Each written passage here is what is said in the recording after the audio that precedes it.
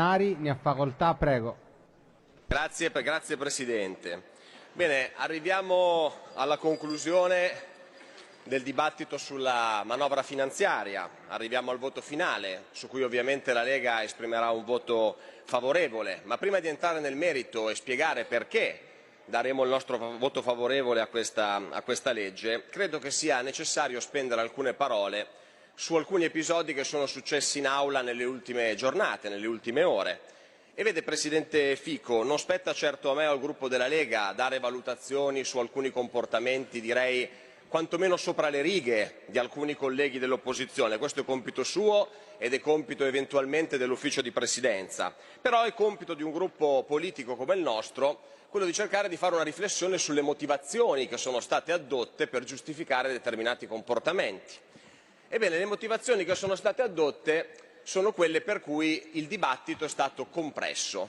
È vero, anche il gruppo della Lega avrebbe preferito avere più tempo per dibattere sulla manovra finanziaria, anche noi avremmo voluto più tempo perché siamo convinti della bontà delle misure che sono inserite in questa legge di bilancio e quindi avremmo voluto poterlo chiarire, poterne parlare, poterle fare conoscere meglio ai colleghi e all'Italia.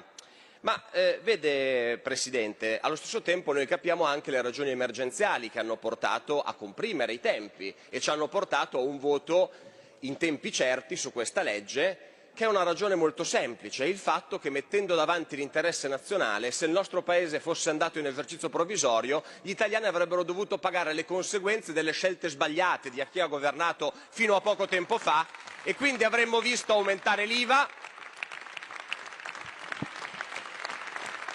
avremmo visto aumentare le accise sul carburante e soprattutto non avremmo visto entrare in vigore nessuna delle misure sociali contenute in questa legge di bilancio. Ma soprattutto, Presidente, a parte questo, io credo che per fare determinate dichiarazioni, per ergersi a difensori della dialettica parlamentare del Parlamento, bisogna avere anche la credibilità per farlo.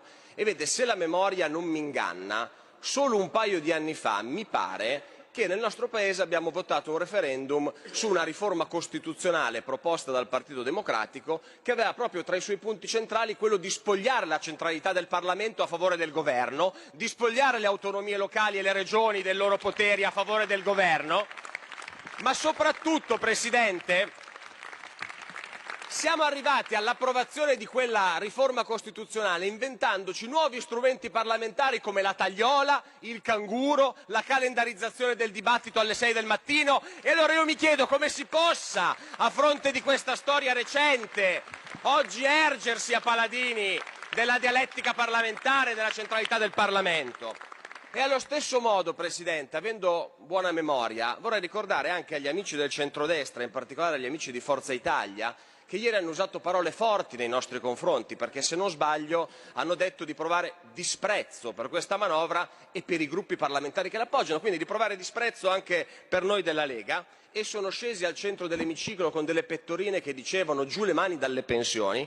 Bene, se la memoria non mi tradisce, l'ultimo governo legittimo di centrodestra che c'è stato nel nostro Paese è stato quello che è stato spodestato nel 2011 da un golpe finanziario e burocratico e di palazzo che ha portato al potere il governo Monti, la più grande sciagura della storia repubblicana recente.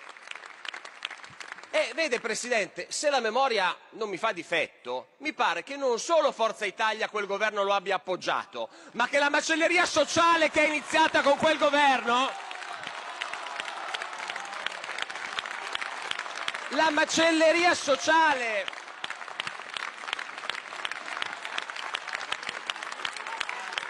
che è iniziata con quel governo, la macelleria sociale che è iniziata con quel governo, Per favore. la macelleria sociale che è iniziata con quel governo, Marrocco, deputata. Marrocco, per favore. Andiamo avanti. Lasciamo finire l'intervento. sia partita proprio, Presidente, da una legge che riguardava le pensioni, che era la legge Fornero, che ora noi cerchiamo di correggere e che prevedeva anche il blocco delle rivalutazioni delle pensioni. Quindi oggi noi abbiamo Forza Italia che ci accusa di mettere mano alla riforma Fornero e al blocco dell'indicizzazione che hanno votato. È una situazione particolare.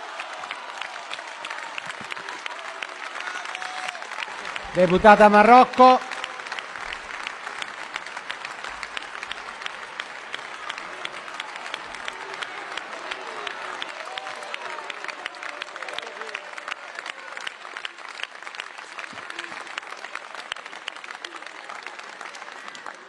Bene, fatta questa premessa, entriamo nel merito della manovra finanziaria e quindi del perché la Lega voterà favorevolmente. Ma vede Presidente, noi ringraziamo per suo tramite il Premier Conte e tutti i membri del Governo perché hanno messo in piedi una manovra dopo la trattativa con Bruxelles che ci permette di poter dire che quanto avevamo promesso in campagna elettorale, quanto ci eravamo impegnati a fare negli anni recenti, lo iniziamo a fare. Vi faccio alcuni esempi. Parlavo proprio della riforma Fornero. C'è un solo partito che in Parlamento si è opposto a quella riforma e dal 2011 ad oggi la Lega ha sempre detto che alla prima occasione in cui avessimo potuto farlo, in cui fossimo tornati al governo, avremmo messo mano alla riforma Fornero. Bene, l'avvio del superamento della riforma Fornero è legge dello Stato da oggi pomeriggio con la quota 100.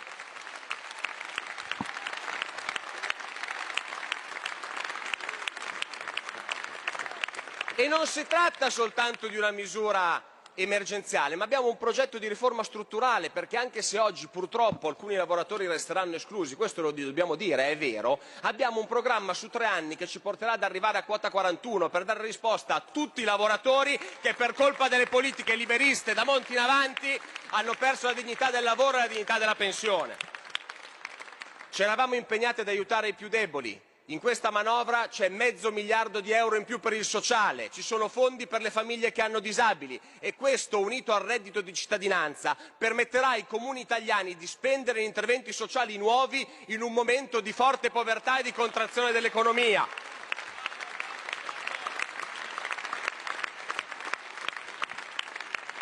Negli anni dell'austerity e di queste folli politiche, chi ha pagato più di tutti nel mondo produttivo? Sono state le imprese più piccole, sono state le piccole partite IVA. Ebbene, la Lega ha detto in campagna elettorale che avremmo fatto la flat tax al 15% per tutti. Non c'è ancora la flat tax al 15% per tutti, ma da oggi pomeriggio c'è la flat tax al 15% per le piccole partite IVA che fatturano fino a €65.000. Vuol dire, Presidente, cambiare la vita a oltre 1,5 milioni di partite IVA, ma c'è anche l'abbassamento dell'IRES al 15% per le società di capitali, c'è l'abbassamento del 30% dei premi INAIL sui dipendenti, c'è la misura per assumere i giovani laureati con 110 lode in un paese in cui negli ultimi anni abbiamo avuto un esodo di 200.000 giovani che sono andati in giro per l'Europa a cercare lavoro e con questa misura invece noi premiamo il merito, pensando ai più giovani e all'economia del Paese. E poi c'è un'altra promessa che stava a cuore alla Lega, la promessa fatta ai commercianti, agli ambulanti e a chi gestisce gli impianti balneari. Per anni ci è stato detto che, visto che ce lo chiedeva l'Europa, non si poteva superare la Bolkestein. Con questa manovra gli impianti balneari e gli ambulanti sono fuori dalla Bolkestein. Detto fatto, questa è la concretezza di questo governo. E non solo gli ambulanti li abbiamo aiutati così, ci tengo a dirlo, veniamo accusati di aver aumentato le tasse, c'è una tassa di cui siamo fieri. Con questa manovra finalmente c'è la web tax, finalmente penalizziamo quelle piattaforme digitali che hanno in qualche modo contribuito alla desertificazione dei nostri centri storici e all'uccisione del commercio tradizionale. Senza se e senza ma lo diciamo, noi siamo con gli ambulanti, siamo col commercio tradizionale, siamo coi piccoli e siamo coi piccoli anche sugli enti locali. Perché vedete, in anni in cui gli enti locali sono stati additati come il male, sono stati strangolati dal patto di stabilità, si spingevano i piccoli comuni per avere qualche risorsa a fare le fusioni, si sono umiliate le province con una riforma che ha cancellato la volontà popolare, il peso dei territori e soprattutto ha soffocato le province per asfissia.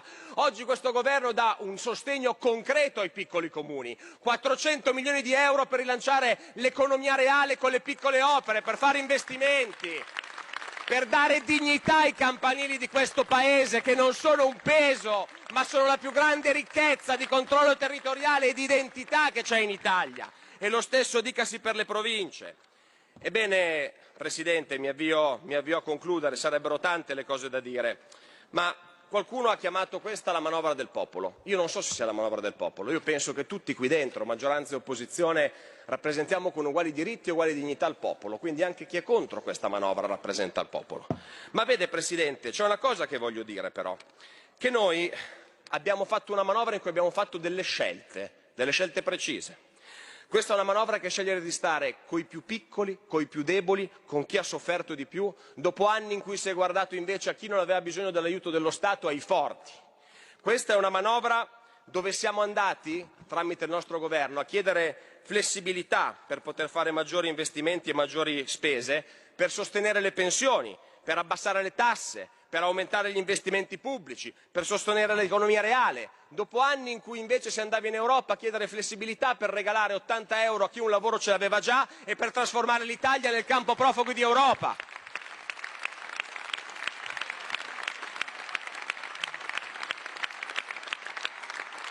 Concludo, Presidente. Potremmo aver fatto degli errori in questa manovra, nessuno è perfetto, ma c'è una cosa di cui dobbiamo andare particolarmente orgogliosi, che tutti noi questa sera, tornando a casa, quando racconteremo le misure di questa manovra, potremo dire punto per punto che magari qualcosa sarà sbagliato, ma tutto è stato frutto di una scelta e non c'è una sola scelta per cui dovremmo allargare le braccia verso i nostri concittadini e dire non abbiamo potuto farci niente, ce lo chiede l'Europa. Quella fase storica è finita, ora in Italia comandano gli italiani. Ora la politica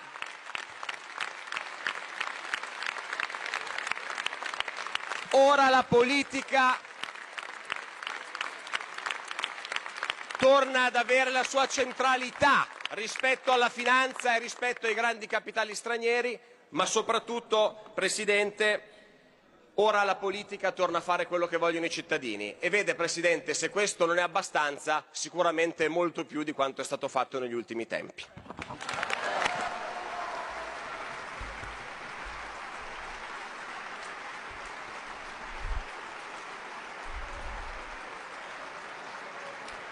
Grazie.